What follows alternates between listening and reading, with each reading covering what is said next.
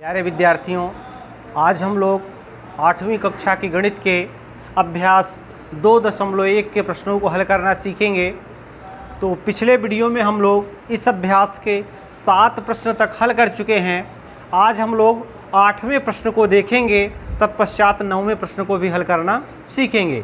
तो देखिए 8वां प्रश्न आपके सामने है। कह रहा प्रतिरूप का अवलोकन करके नीचे दिए गए बॉक्सों में सही संख्या भरिए। तो देखिए प्रश्न ऐसा है कि आप इसी सीरीज को देख करके आपको हल करना है, अलग से आपको कोई दिमाग नहीं लगाना है। आपके प्रश्न का उत्तर और इसी प्रश्न में ही छिपा हुआ है। तो थोड़ा सा प्रश्न आप समझिए।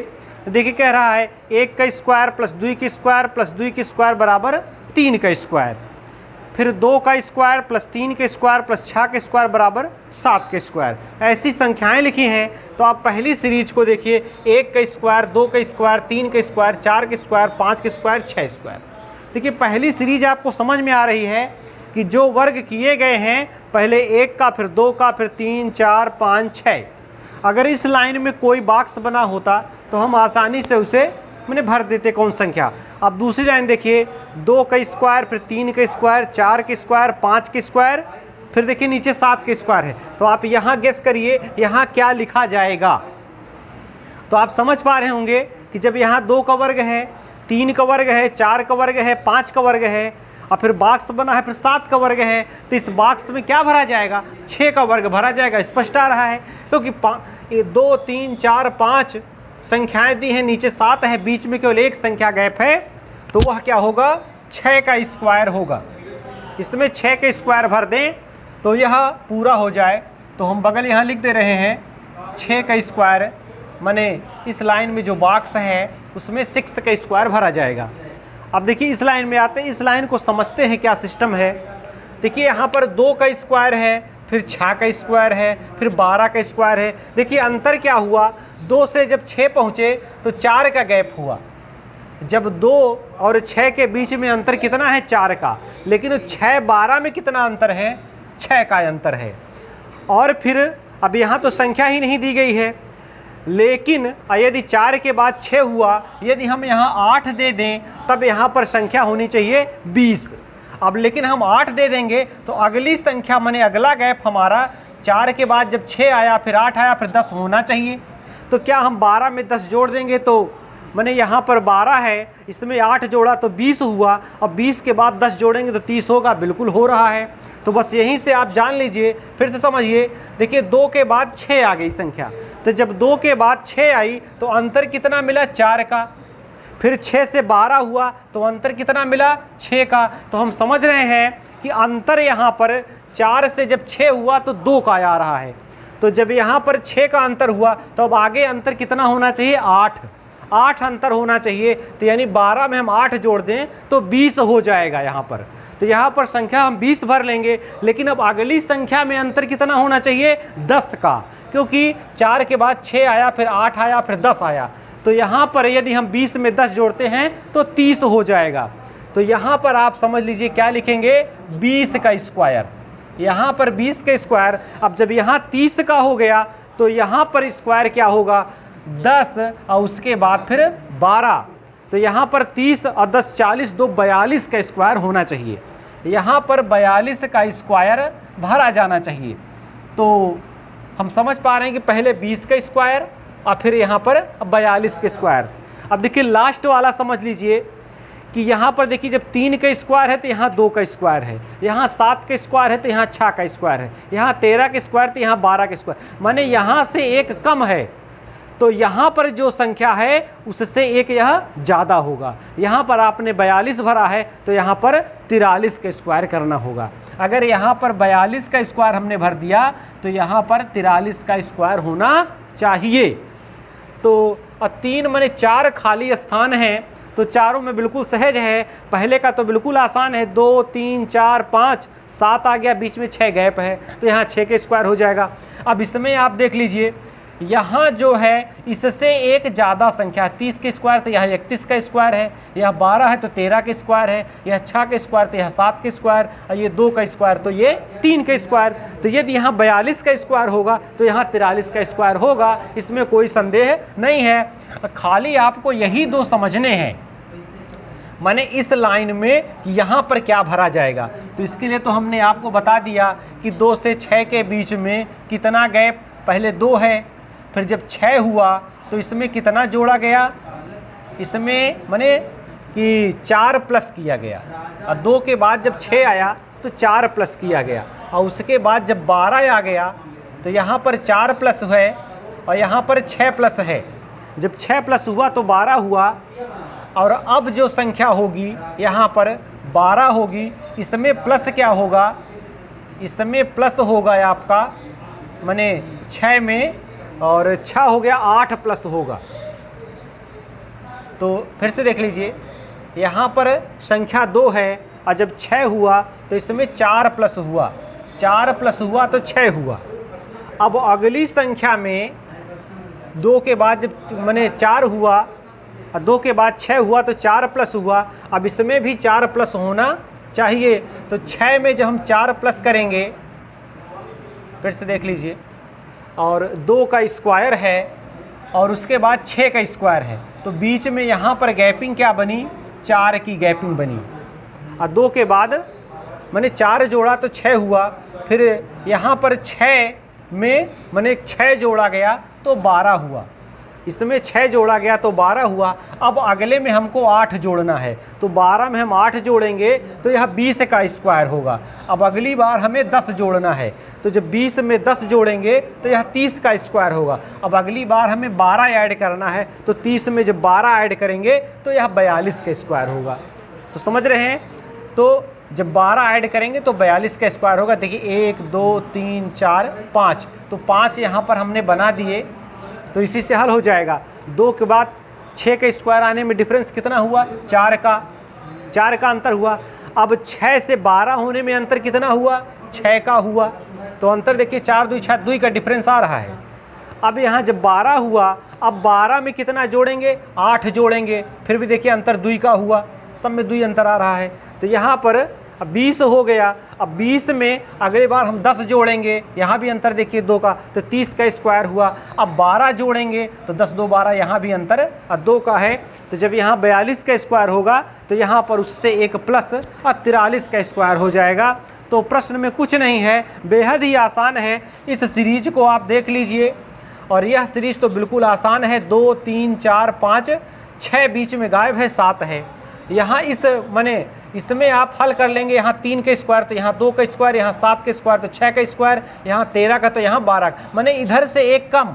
तो जब यहाँ हम 42 का स्क्वायर यहाँ पा गए तो यहाँ पर 43 का स्क्वायर होगा, उसमें कोई संदेह नहीं है। तो इस प्रकार से यह प्रश्न बिल्कुल हल हो गया। तो 9वें प्रश्न को हम देख लेते हैं। वह प्रश्न भी बिल्कुल आसान है, उस प्रश्न में भी कुछ नहीं है, और प्रतिरूप का उसमें भी अवलोकन करना है और प्रश्न को हल करना है। तो 9वें प्रश्न को हम देख लेते हैं। प्रतिरूप का अवलोकन करके और रिक्त स्थान भरिए। तो प्रश्न है यह, तो प्रश्न हम लिख लेते हैं। प्रश्न थोड़ा सा बड़ा है, तो प्रश्न लिख लें। तो मैंने बेहद ही आसान यह भी सवाल है, आप देखते ही हल कर लेंगे। प्यारे विद्यार्थियों, तो देखिए प्रश्न आपके सामने है 9वां। प्रतिरूप का अवलोकन करके नीचे दिए गए बॉक्सों में सही संख्या भरिए। बॉक्स क्या है, रिक्त स्थान है इसमें। तो प्रश्न वही मैंने छोड़ दिया था लिखा, तो ये रिक्त स्थान आपको भरने हैं। तो देखिए बेहद ही आसान है, आप खाली इससे देखिए और समझिए। देखिए यहाँ पर एक संख्या लिखी 121, और देखिए 2 के नीचे एक रेखा खींची गई है। तो जिसके नीचे रेखा खींची गई है तो 2 है, तो 2 को यहाँ 2 बार लिख करके स्क्वायर किया गया है। 2 के नीचे यहाँ रेखा है, इसी 2 को 2 बार लिखा गया, संख्या 2 को 2 बार लिखा गया, उसका स्क्वायर किया गया। फिर यहाँ देखिए 3 के नीचे एक रेखा है, तो फिर 3 को 3 बार लिख करके स्क्वायर किया गया। अब देखिए यहाँ लास्ट, अब देखिए 9 के नीचे एक रेखा खींची है तो 9 को 9 बार लिख करके स्क्वायर किया गया। तब ऊपर यहाँ क्या भरा जाएगा आप समझ गए होंगे। 4 के नीचे रेखा है तो ऊपर आप 4 को 4 बार लिख करके स्क्वायर कर दीजिए। यहाँ 5 के नीचे रेखा है, 5 को 5 बार लिख करके स्क्वायर कर दीजिए। यहाँ 7 के नीचे रेखा है, 7 को 7 बार लिख करके स्क्वायर कर दीजिए। तो ऊपर समझ गए, नीचे क्या सिस्टम है वो समझ लीजिए। देखिए यहाँ पर 1 2 1 ऐसी संख्या लिखा है तो 1 + 2 + 1 माने यही संख्या प्लस करके लिखी गई। यहाँ पर देखिए माने 1 2 3 2 1 है तो 1 2 3 2 1 माने यही संख्याएं प्लस करके लिखी गई हैं। तो आप दोनों सिस्टम समझ गए। और देखिए अंतिम उदाहरण में भी देख लीजिए, यहाँ पर क्या लिखा है 1 2 3 4 5 6 7 8 9 1 2 3 4 5 6 7 8 9 फिर वापस हो गया 8 7 6 5। देखिए 8 7 माने 6 5 माने तो बिल्कुल सरल है। माने दो आप माने देखिए 2 सीरीज ऊपर की माने जिसके नीचे बार लगा है, रेखा एक खींची है उसको उतनी ही बार, 5 के नीचे रेखा है तो 5 को 5 बार लिख करके आप स्क्वायर करेंगे। 7 के नीचे अगर रेखा है तो उसे आप 7 बार लिख करके स्क्वायर करिए। और नीचे क्या करेंगे, जो ये संख्याएं हैं इन्हीं को आप प्लस प्लस करके लिख दीजिए। तो आप समझ गए होंगे इस प्रश्न में कुछ भी नहीं है। तो ऊपर की 2 सीरीज आप देखिए। अब देखिए यहाँ पर 4 के नीचे रेखा है तो आप यहाँ क्या करेंगे, आप इधर समझ लीजिए 4 को 4 बार लिखेंगे, 4 बार लिख करके इसका स्क्वायर कर देंगे। और बटे में क्या करेंगे, देखिए यहाँ पर लिखा 1 2 3 4 तो 1 + 2 + 3 + 4 फिर आगे क्या है 3 2 1 तो +3 + 2 + 1 बस यही हो गया इस रिक्त स्थान में। अब यहाँ देखिए 5 के नीचे रेखा है तो 5 को आप 5 बार लिख करके स्क्वायर करिए। तो 5 को 5 बार लिखेंगे तो बस स्क्वायर कर दीजिए। और बटे में यह जो संख्या है 1 + 2 + 3 + 4 + 5 + 4 + 3 + 2 + 1 करके ऐसे ही लिख दीजिए। तो यह प्रश्न बेहद ही आसान है, आप इसे हल कर लेंगे, इसमें आपको कोई दिक्कत नहीं होगी। तो अब देखिए इस अभ्यास में कोई प्रश्न नहीं है। लास्ट के हम 10वां प्रश्न आप देखिए, कह रहा है कि कैलकुलेटर का प्रयोग करके 80 से 90 के बीच की सभी प्राकृतिक संख्याओं का वर्ग ज्ञात कीजिए। तो देखिए आप जितनी देर में कैलकुलेटर से ज्ञात करेंगे और उतनी देर में तो हमने जो तरीका आपको बताया उससे भी ज्ञात कर लेंगे। तो अब कैलकुलेटर का जब प्रयोग करना है तो फिर हमें क्या बताना है, हमको कुछ बताना नहीं है, इसमें आप स्वयं ही कर लेंगे। और चाहें तो आप ऐसे ही निकालें, जैसे कह रहा 80 से 90 के बीच की सभी संख्याओं का वर्ग। तो 80 का तो वर्ग आप मने कर लेंगे, बस 8 का पहाड़ा पढ़िए तो 8 × 64 और 2 शून्य उतार लीजिए। तो यह तो बेहद ही। अब 81 का वर्ग करना है, देखिए 81 का वर्ग करेंगे तो 8 का वर्ग आप जानते हैं 8 × 64 और 1 का वर्ग 1 होता है तो आप 0 1 लिख लें ऐसा। फिर क्या करें 8 × 1 = 8 और 8 दूना 16, 1 अंक इधर छोड़ कर लिख लें, बस जोड़ लें 4 1 5 और 6 65 61 आपका मने हो गया इसका वर्ग 81 का। 82 का स्क्वायर आप देखेंगे तो 82 का वर्ग में 8 का वर्ग होता है 64 और 2 का वर्ग हो गया 4 तो आप 0 4 अगर एक डिजिट में उत्तर आ रहा है तो आप 0 1 लगा लिया करें। फिर क्या करें 8 का 2 में गुणा करें, 8 दूनी 16 और फिर मैंने गुणनफल को 2 से गुणा कर दें, 16 दूनी 32। अब बस जोड़ दें, बस 4 2 4 3 7 6 67 24। तो जितनी देर में आप कैलकुलेटर से मैंने निकालेंगे वर्ग उतनी देर में तो आप स्वयं ही कर लेंगे। 83 का वर्ग आपको ढूंढना है तो 8 × 64 हो गया, 3 × 3 9 हो गया और 8 × 24 दूना 48 हो गया। तो बस आप जोड़ दिए मैंने 4 4 8 6 68 89 हो गया। तो आप इस प्रकार से वर्ग खुद ही कर लेंगे तो आप ज्ञात कर लेंगे। देखिए 11वें प्रश्न में भी कह रहा है कैलकुलेटर का प्रयोग करके नीचे दी गई संख्याओं को सिद्ध कीजिए कि ये संख्याएं पाइथागोरियन त्रिक हैं या नहीं। तो कल इस प्रकार के प्रश्न हमने बताया था कि जो त्रिक लिखा सबसे बड़ी भुजा का स्क्वायर करिए सबसे पहले। देखिए 11वें प्रश्न को थोड़ा समझिए आप कि सबसे बड़ी भुजा को उठाइए। सबसे बड़ी भुजा क्या 39 दिख रही है, 3 भुजाएं हैं इसमें 15 36 और 39। अब कह रहा है कि पाइथागोरियन त्रिक है या नहीं, आप यह चेक करिए कैलकुलेटर का प्रयोग करके। तो 39 का स्क्वायर बराबर 15 का स्क्वायर प्लस 36 का स्क्वायर। अगर यह बराबर हो जाता है और दोनों पक्ष बराबर हो जाते हैं तब तो यह पाइथागोरियन त्रिक है, और दोनों पक्ष यदि बराबर नहीं होते तो यह पाइथागोरियन त्रिक नहीं है। तो आप इसे हल कर लेंगे। 39 का वर्ग आप निकालना जानते हैं, कर लें तो 3 × 9 और 9 × 9 = 81 और 9 × 27 दूना 54 मैंने 1 8 4 12 की 2 हासिल 1, 9 5 14 1 15, 1521 हो गया। अब 15 का वर्ग आप जानते हैं 225 होता है और 36 का वर्ग 1296 होता है, प्लस 1296। अब आप देखिए बराबर हो रहा है कि नहीं। तो 12 मैंने 6 5 11 के 1 और 9 2 11 1 12 के 2 हासिल 1 और 2 2 4 1 5, तो 1521 हो रहा है। ये पाइथागोरियन त्रिक है। तो बस आपको यही करना है, सबसे बड़ी भुजा का स्क्वायर बराबर और शेष दोनों भुजाओं का स्क्वायर का योगफल। इस तरीके से आप करेंगे, बराबर हो रहा है तो ये पाइथागोरियन त्रिक है, अन्यथा नहीं। तो अगली संख्या तो बहुत बड़ी इसमें दी गई है, 12,709, 13,500, 18,541।